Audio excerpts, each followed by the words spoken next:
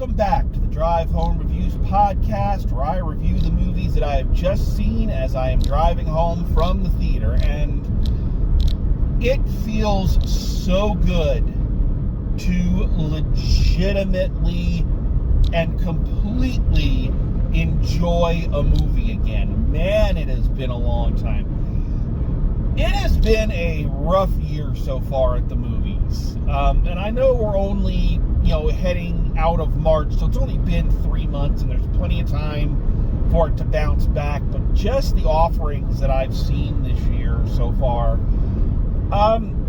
like I say, it's been rough. It really has been. Like, before this one, the movie that I could say that I enjoyed the most this year was Scream 7.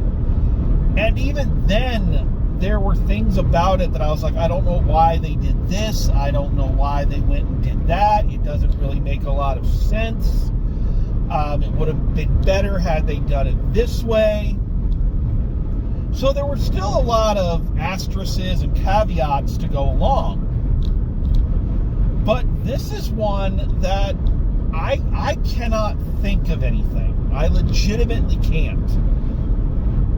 This movie is a tight, no-nonsense, fun horror comedy, just like the original, that tells you exactly what you're going to get, delivers on that, and doesn't feel the need to try to go and do other things or push itself beyond its boundaries. It knows what it is. It knows what it wants to be. And it's satisfied and comfortable with just being the very best version of itself. And as a result, it is just a great time at the movies. And this is a popcorn movie. This is one that I highly recommend you go check out in the theater, because you need a bucket of popcorn and your buddies next to you. It is one of those films that I think you kind of need to go to the movies for. So, I'm not entirely sure what I'm going to say for this review, because there's not a whole lot to get into. As I said, first of all, it's just a good movie.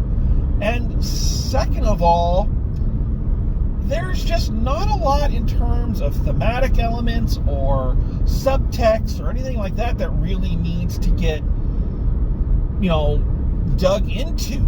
This is a series, I guess you can call it a series, because now there's 2 of these, that is satisfied with kind of the bare minimum of subtext. There is subtext and there is underlining themes, linking everything together, but those never kind of come at the expense of the roller coaster ride.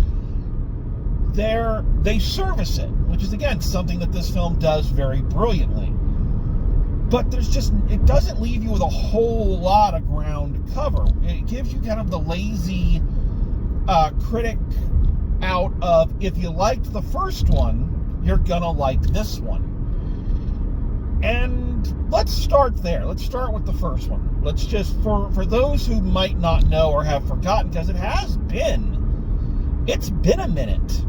I was kind of surprised when I realized just how much time had passed since the first one. It's been a while. It's been almost, 6 years, I think? Which sounds bonkers, because it felt like it just came out yesterday. But then you figure what everybody involved has done in the interim. Radio Silence, the directors, they did 2 Scream films. They did Abigail. So there's a lot of movies have happened in between the first and the second. So you might need a little bit of a refresher course. So the first film was just this wonderful surprise of taking fairly worn concepts and just giving them a little bit of a modern twist. So, of course, if you remember, the first one is about Grace, who's played by Samara Weaving, who marries into this kind of waspish family of old money And we're kind of told from the beginning that there's something fucked up about them. And on her wedding night, she's told that to join the family, to officially be welcomed into the family, you have to, the new arrival, the new bride or groom has to play a game. And it's a random choice. And when hers comes up hide and seek, that's like the worst one to get, because now she has to play hide and seek with them while the rest of the family is out trying to murder her. So they can literally sacrifice her to the devil. So, a lot of influences there. Things like The Most Dangerous Game, Bloodlust, combined with kind of that 1970s obsession with demonic cults and whatnot. All of that kind of mixed into a horror comedy. What really made that film stand out was not so much the weird premise or the gore, but it was the hilarious nature of it.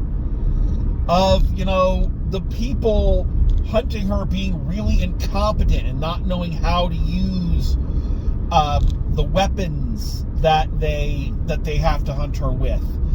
Of being these people who, like I say, never tied their own shoelaces and now are expected to successfully hunt a person. So it's tense from her side of it, from Samara Weaving's side of it, but it's hilarious from the other side of it, just because these people are so inept and yet so earnest. So, a simple concept that they did a lot of good things with and was very good and very entertaining. So now you're going to do a sequel, and one of the first problems you always have to face when you want to do a sequel to something like this is how do you do that? You have two basic choices. You either have to just do the exact same movie again, or you now have to expand on the lore that you set up in the first one. And that can sometimes be very dangerous. Sometimes movies work better when there isn't a lot of lore and there isn't a lot of information. Case in point, you'll look at Alien, look at Independence Day. In both cases, those first couple movies, next to nothing about the aliens. In the first couple, they don't have names. Predator, same thing. But then with each subsequent sequel, you have to kind of get a little deeper, and sometimes that can lead you into really weird paths. I mean, look at how the dumpster fire that the Alien movies have been since number 3. Look at Independence Day Resurgence when they tried to build on the lore, and it just doesn't work. So, it's a tightrope that you have to walk, and I think this movie does it perfectly. This film has a real, if it ain't broke, don't fix it kind of mentality, in that we know the overall premise works really well. So we're going to keep the underlying premise. Okay, but all the family from the first one are dead. So who do we have hunting her this time? Well, now we expand the lore a little bit to show that this family from the first one was not the only one that has made pacts with the devil, which we already kind of knew. They mentioned another family in the previous film. So we already know that there have been other families that have made this pact. So basically what the story is, and it picks up immediately after the first one, is that now that this family, the original family from the first movie, has been wiped out and the bride has survived, now all of these other families are vying for their power. It's there's been a power vacuum. So now it's the descendants of all of these other families who have made deals with the devil, hunting down Samara Weaving, because she was the survivor from the first one, Kind of like they did with Predator Killer of Killers, showing that these people who survived the Predator never actually escaped the Predator. And same thing is kind of happening here. She survived, but because she outlasted them and won, well, now she's moved up the brackets to a much more valuable trophy. And now all of these families from all over the world are now all going to be coming at her with the goal of killing her so that they can take over the leadership of this demonic Illuminati worldwide web of evil kind of thing.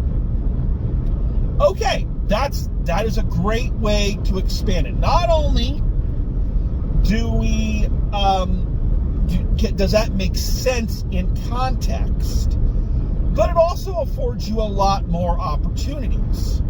So the first one was very focused on kind of the American ideal of rich. You know, the waspish kind of backbiting family. This one gets to show a lot of different ethnicities and cultures and their take on being obscenely rich and powerful. You know, in the way they view working class people and how they view the folks that they step on and don't really even consider them human. So you get a lot of different people from around the world.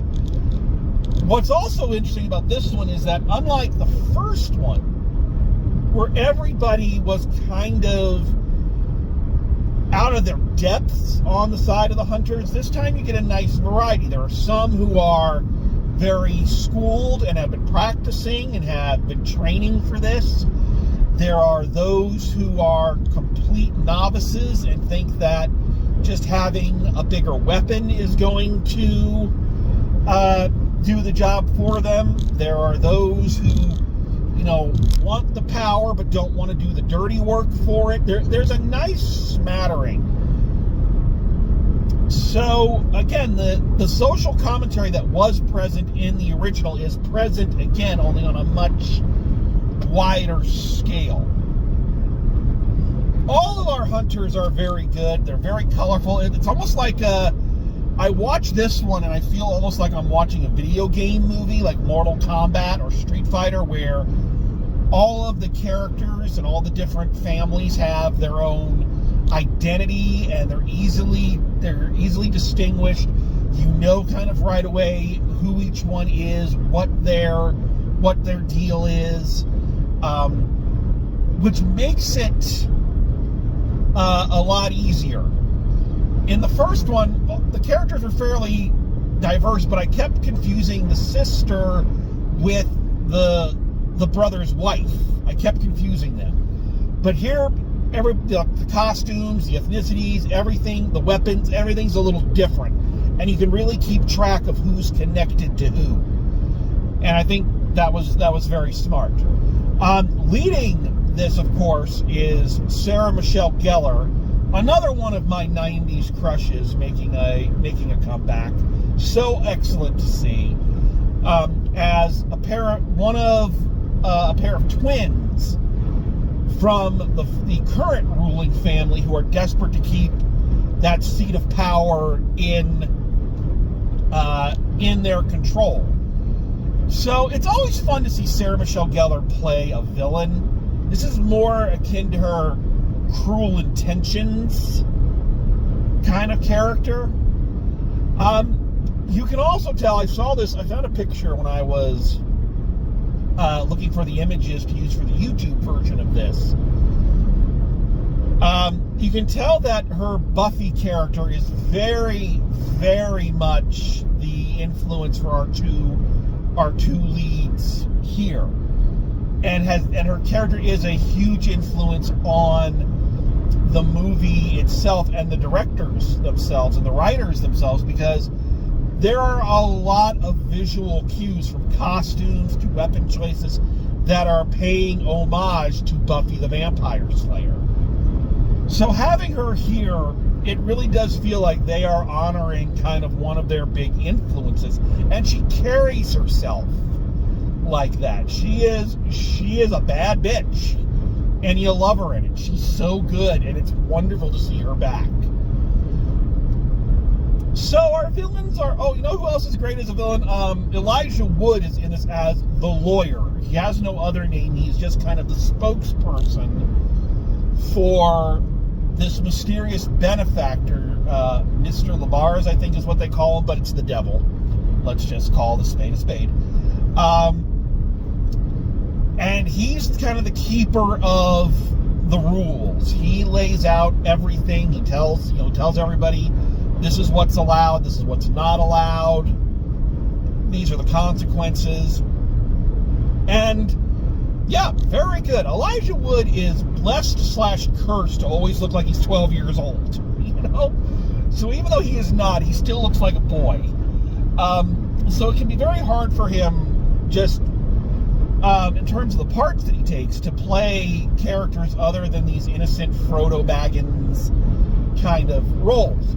But he carries it off. He pulls it off very well. He's got a lot of poise in this, and it's good to see him. So our villains are good, but our focus, the movie's core, are the sisters. Because yes, we reveal early on that Grace, played by Samara Weaving from the first movie, has a little sister, Faith. So Grace and Faith.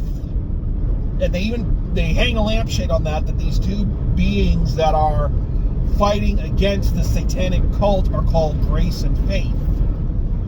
So no mistake there, really. Faith, played by Catherine Newton, who have been estranged. They have a fractured relationship, and Faith is kind of pulled into this more as an incentive for Grace. And while running around, jumping, climbing trees, these sisters have to, work through their own issues. And those are two things I want to talk about as it relates to that. So first of all, damn, these two girls are good. Samara Weaving and Catherine Newton are really fucking great in this movie. And legitimately are really fucking great in pretty much everything they're in. And I feel like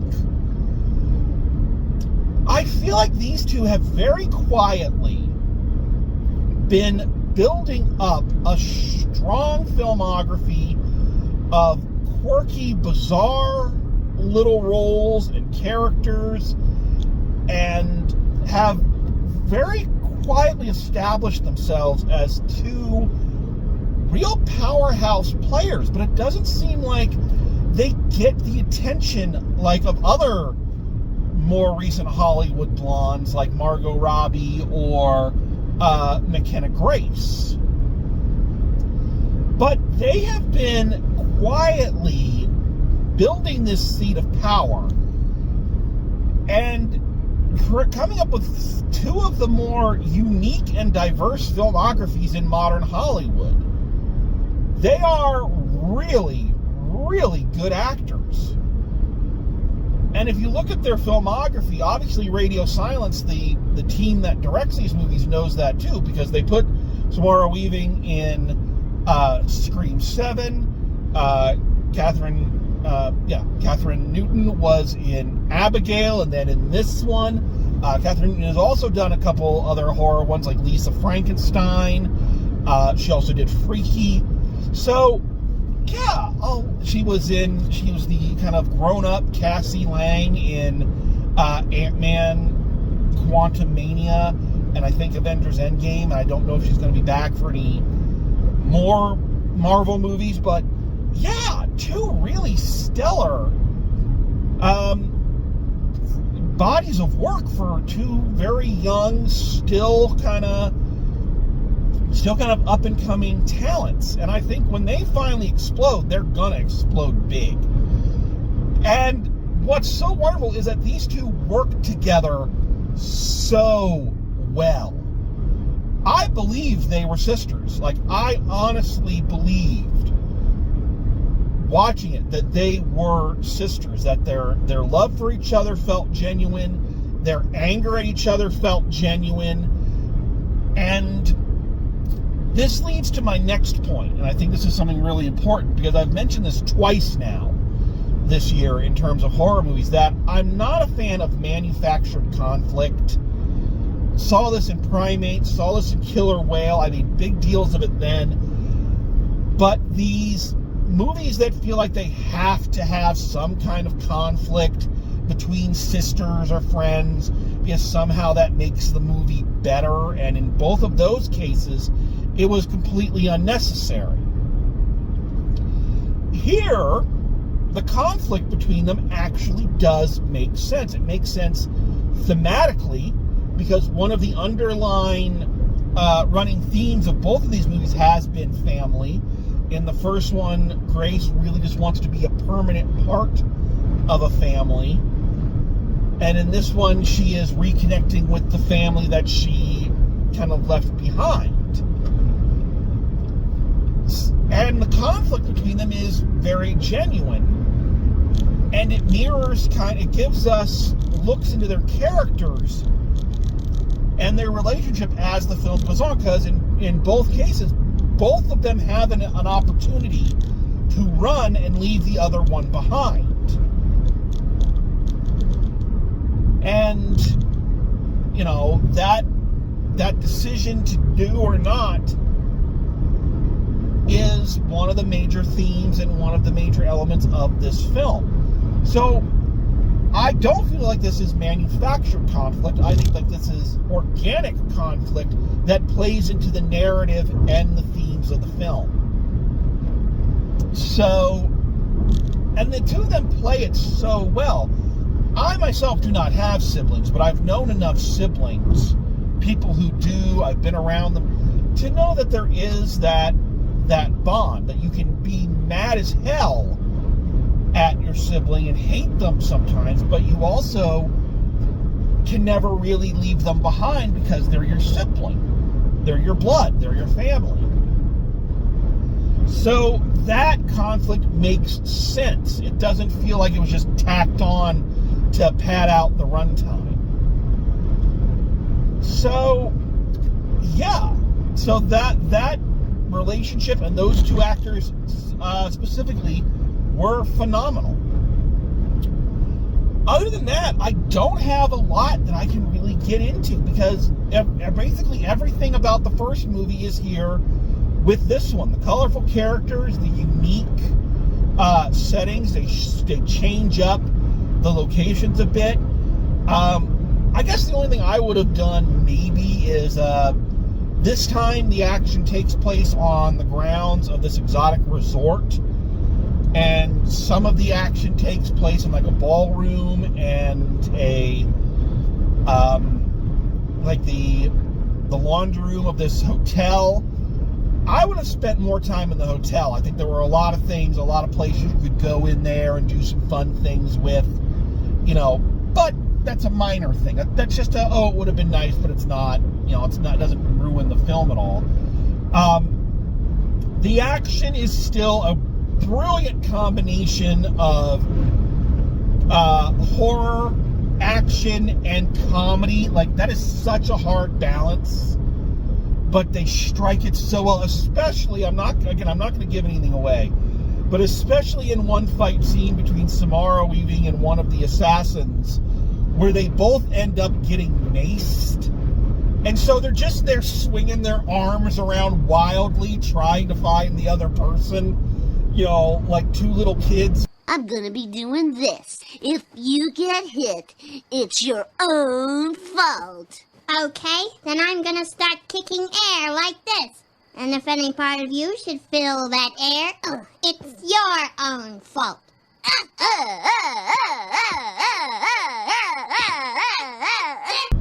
It was awesome. It was just really good. I will say that one of the things I liked about this one is that I've been on the record, I say this all the time, I'm not a fan of gore, but I don't mind it when the gore is so over the top that it's, you know, it's clear that it's fake. I know that's a weird line to draw. And I love the first one, but the only part I don't like is when she gets shot through the hand and she has to put her hand, the hole in her hand, through a nail and pull. I cannot watch that. I can't. So I'm happy that they kind of kept the fun gore, but didn't go overboard with it. At least I didn't think like something like that. So I was thankful about that. So I enjoyed it. Yeah, everything about the first one is the same, just with the volume turned up a little bit, which is crazy because the first one was pretty loud to begin with. There's only two things I have to say, and these are not criticisms, they're just kind of things I thought about as I'm watching the movie. Number one, and this is true of a lot of these movies where, you know, there's this satanic cult. So in this one, you have a satanic cult that pretty much rules the world, and they rule the world because they've all made deals with literal Satan. God has nothing to say about this. Like, absolutely nothing.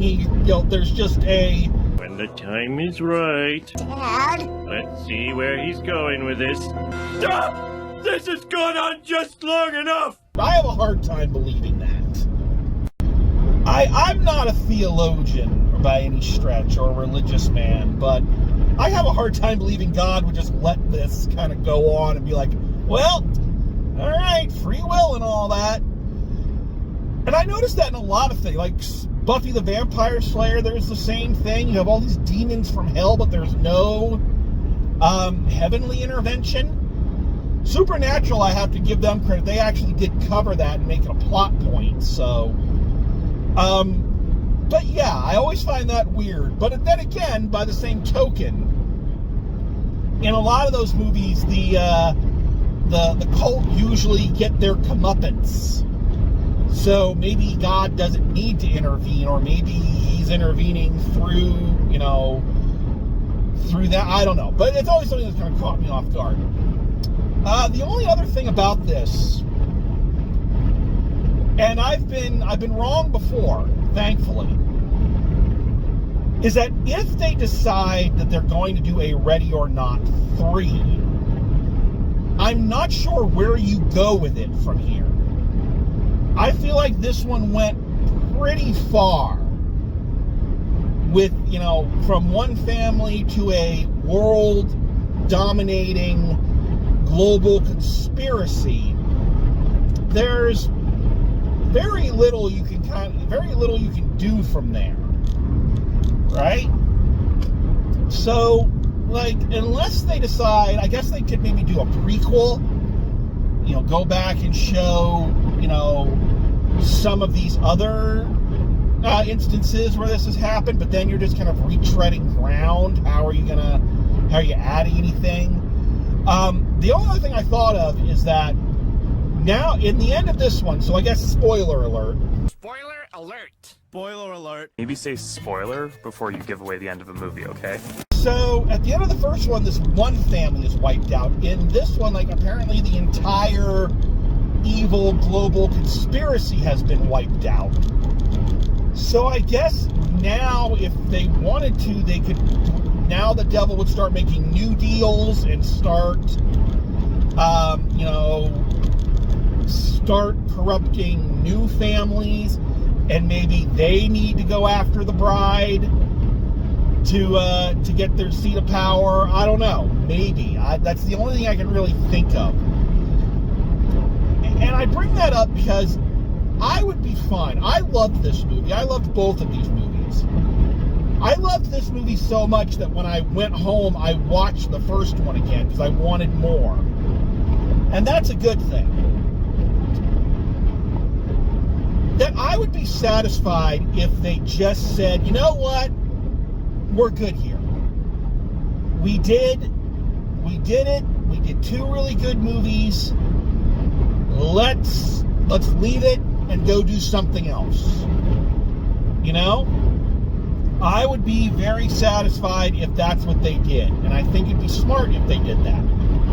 But given the era of Hollywood that we're living in, given, franchises are all the rage now, given the idea of things that were never supposed to have sequels getting 20-year later sequels. There will be a Ready or Not 3 at some point, I predict. And what the story is, how they continue on, we'll just have to wait and see. But if this creative team is still in charge, then I'm down for it. I'm here for it, and I look forward to seeing what they come up with. So if going on, just a quick note. If the sound for this one has not been great, it's because there's a windstorm going on outside as I'm driving. So you can probably hear that. So I'm trying to talk over it. My buddy Eric keeps saying I need to get a better microphone. He's probably right. But, so yeah, if that's happened, I apologize. But it's, just the way it is. Anyway, excuse me. So let's wrap this up, because there really isn't a whole lot more to get into. So final grade for Ready or Not 2, Here I Come. I'm giving it an A. Giving it a solid A. Maybe even an A-. And the only reason I give it a minus and put it in that kind of category is because, yeah, this isn't reinventing the wheel. This isn't something astonishing. This isn't anything that's going to blow your mind or reset the rules or anything of that nature. But it is just a damn entertaining and damn fun movie. So if you like these kind of things, I recommend going and giving it a shot, and make sure you see it in the theater. Take your buddies, have a movie day, get your popcorn, and have a good time. I don't think you'll be disappointed. All right. So there we have it. That is Ready or Not 2. So thank you for joining me. Thanks for coming out in this windstorm with me. Thanks for listening to me as I try to shout over it. And as always, drive safe, and I will see you at the movies.